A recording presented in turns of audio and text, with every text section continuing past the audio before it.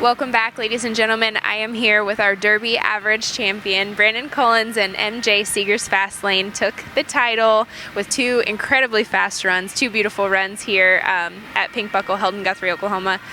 Brandon, this mare has won a lot with you this year. You guys have really done well. What does this win mean to you? It feels pretty good. I mean, anytime you win something big like that, or even just a run like that, no matter where it is, always feels good. Like when it all comes together. Yeah. It was a record-setting run. It was a 16.5. You'll have to correct my exact numbers, but it was a 16.5, and it actually rewrote history here at Pink Buckle. It's the fastest time that we've seen on a standard pattern at a Pink Buckle event. So when you were making that run, did it feel like it was going to be as fast as it was?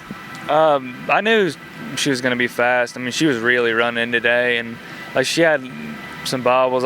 She was running hard to the first, and I kind of asked her to turn a little too early, and I bumped it going in, and then kind of had to get half a step by or so, but she come back really hard, and I thought she was going to hit it, so I kind of picked my leg up and moved her away from it, and it kind of shot her out back towards the timer a little bit, but she was just running so hard. And then her second barrel, I mean, I don't think I've ever turned a barrel as close as that. And then her third, I was just thinking, don't mess up, like just go around it. And she got in there good and kind of hit a spot, and I let her out, and she kind of ran out of it a little bit, but I think she was running so hard it didn't really bother her any, but she was just flying. We mentioned before we hit record, there's been a lot of people involved in building her and building her career. Can you kind of take us through that and maybe talk about each person involved a little bit? Yeah, I mean, a horse like that, the Jarvis is breeding her, and Goodbye Lane being the sire, and like I've only got to ride a few of them, and they've been I've loved them. But them breeding them, then Rayel doing all the work, training her, like groundwork up and training her and running her earlier for Tour of the Year, and then Marcy running her, and I know Marcy really clocked some really fast numbers on her. I think had some trouble catching barrels here and there, but I think all that builds up to where she is, or like where and when I got to get on her, she like was already there. Yeah.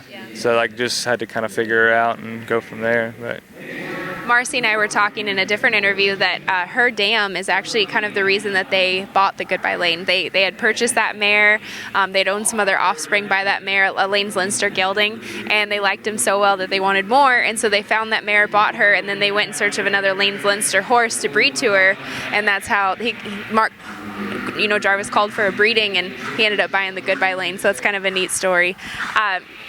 You and your fiance, Emily Eford, are a great team. You guys are both at the top of your game. How do you help each other out during these busy days where you're both running multiple horses? I guess we just share the work. We all do whatever needs done. It's just me and her here, and I don't know, we work pretty well together. Just feeding, cleaning stalls, saddling. We don't really have a process or program. We just go do it, I guess. You have been blessed to ride some excellent horses in your career. What do they have in common, and what really defines a great one?